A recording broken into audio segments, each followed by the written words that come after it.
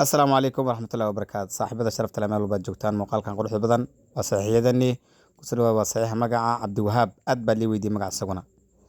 sidoo kale saxiixa magaca cabduqaadir aad buu u qurux badan yahay runtii muuqaalka like saar saaxiibada la wadaag taas hilmaame insha allah sidoo kale saxiixa magaca loo yaqaan cabdiqani haddii adigu magaca aad ka hesho alxamdulilah haddii aadan helina hoos igu reeb saaxiibkan usii gudbi sidoo kale saxiixa magaca cabdiraxmaan eeg maasha allah quruxdu ka bati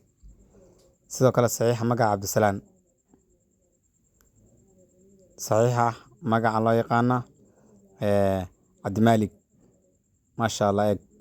saxiixa sidoo kale magaca cabdishakuur maanta aad weydiinay saxiixa magacana ka faa'iideysto siina gaarsii saaxiibada sidoo kale saxiixa magaca cabdifataax eeg si u qurux badan disaankiisa maasha allah